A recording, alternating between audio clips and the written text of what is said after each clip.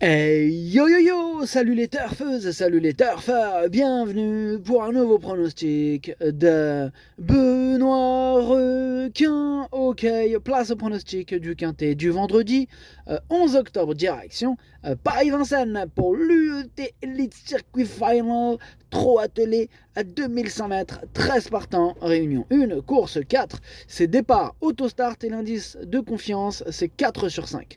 C'est un joli quintet qui nous attend ce vendredi, hein. Il va y avoir du spectacle.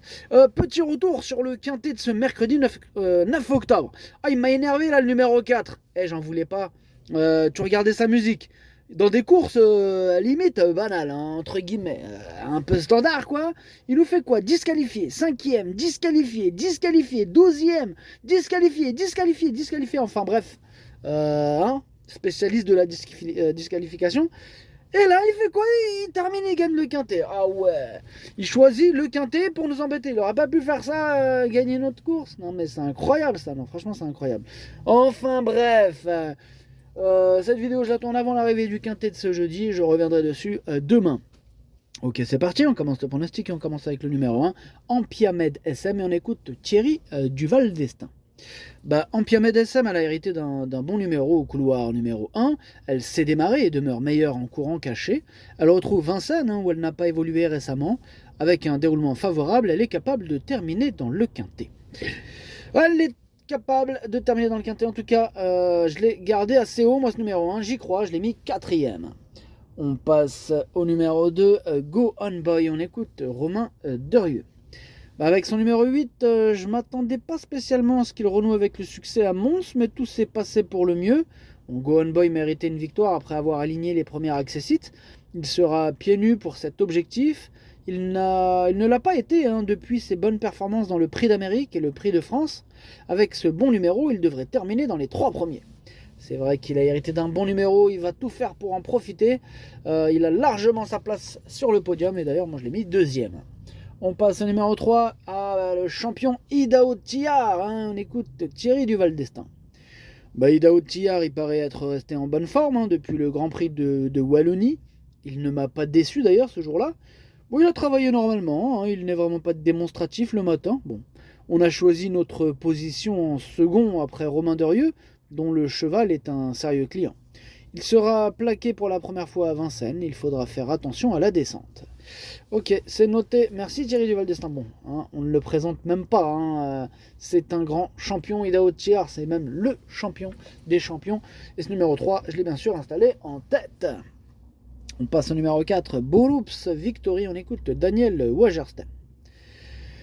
Écoutez, Borups Victory, il a réalisé une très belle année 2024. Il a beaucoup voyagé. Ici, c'est sans doute sa dernière sortie de l'année avant de prendre du repos.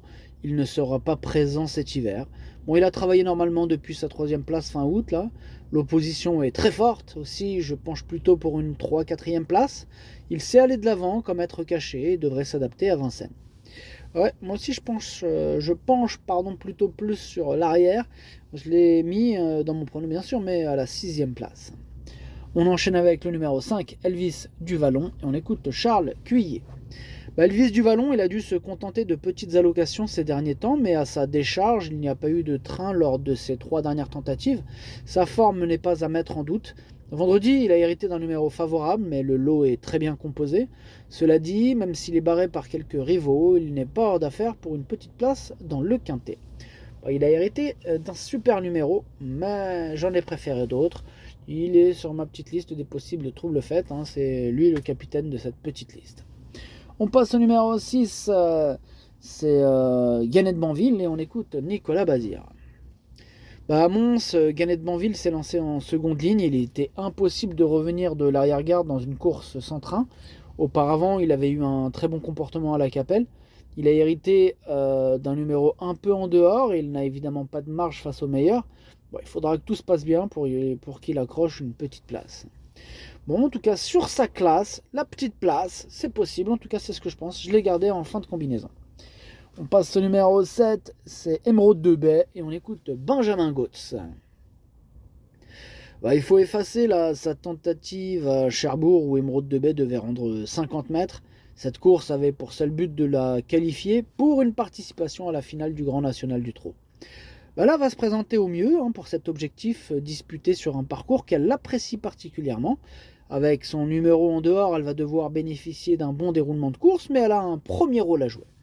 Il est chaud Benjamin avec ce numéro 7, Émeraude de Bay, que j'ai gardé, qui me plaît bien, j'ai mis 5e. On passe au numéro 8, Innamarossa, et on écoute Léo Abrivard. À la Capelle, avec son numéro en seconde ligne, il était quasiment impossible de revenir car le rythme n'était pas suffisamment soutenu. Innamarossa a repris de la fraîcheur depuis. Malheureusement, elle est contrainte de s'élancer en dehors, ce qui complique sérieusement sa tâche. Elle va avoir un programme chargé dans les mois à venir et il est inutile de lui donner une course dure. En tout cas pour ma part, moi ce numéro 8, je ne l'ai pas retenu. On passe au numéro 9, Oracle Till, et on écoute Christian Malmin, ou Malmin. Oracle Till, il a été longtemps malade avant de retrouver la bonne forme cet été. Il a battu le record de Suède sur un parcours de tenue.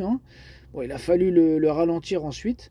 Dernièrement, dans le championnat de Suède avec le 12, c'était compliqué de faire le tour des autres.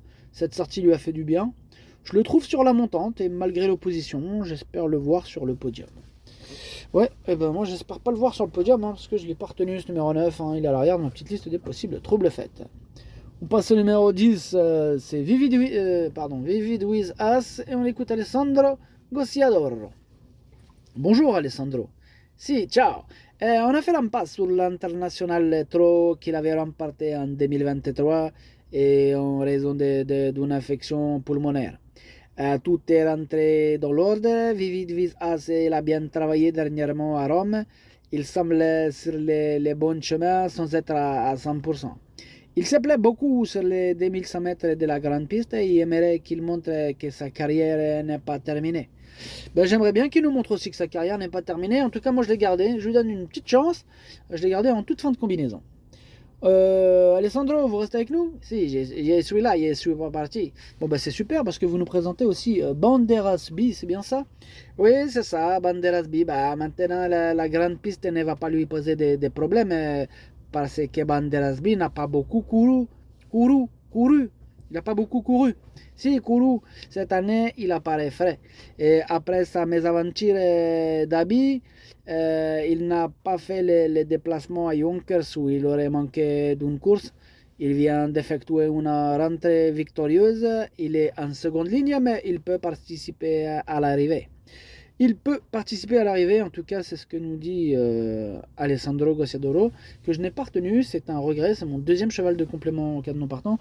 Tout à l'heure il nous parlait de sa mésaventure, en fait ce qui s'est passé c'est qu'il n'a pas été autorisé à courir après s'être donné un coup au hit. Enfin bref, voilà, c'est un regret, mon deuxième cheval de complément en cas de non partant. On passe au numéro 12, Francesco Zet, on écoute Daniel Reden. Francesco Zet, il passera un test dans cette finale. S'il le passe correctement, il reviendra pour le meeting d'hiver et le prix d'Amérique. Son travail la semaine passée m'a convaincu. Ce sera le premier long déplacement hors de Suède. Il va découvrir un nouvel environnement et la grande piste. Il sera pieds nus, ce qui l'aide bien. Il peut faire très mal ce numéro 12. Il peut vraiment en faire souffrir plus d'un sur sa route. Ça sera très intéressant de le voir à l'œuvre. En tout cas, ce numéro 12, moi je l'ai mis 3e. Et on termine avec le numéro 13, Hooker Berry, et on écoute Nicolas Bazir. Écoutez, Hooker Berry, il a très bien tenu sa partie à Mons alors que le rythme était très peu soutenu. Là il est sur la montante, il aborde cette course dans une excellente condition physique. Malheureusement, il est contraint de s'élancer en seconde ligne, mais dans le dos de Borups Victory qui s'élance vite. Il faudra ensuite lui masquer l'effort. Avec un bon parcours, il peut se placer. Il a contre lui, c'est vrai, ce numéro 13. Mais sur sa classe, on ne sait jamais. Maintenant, j'ai dû faire un choix. Et ce numéro 13, c'est lui mon gros regret. C'est lui mon cheval de complément, 4 non partant. Attention, possible cassage en vue. Le pronostic, ça donne 3, 2, 12, As, 7, 4, 6, 10. Merci d'avoir suivi cette vidéo. N'hésitez pas à mettre un pouce bleu si la vidéo vous a plu. Pour accéder à tous mes tickets pour la course du Quintet, rendez-vous directement en description de la vidéo. À jouer avec modération. Bonne chance. Chopez-le moi. Ciao.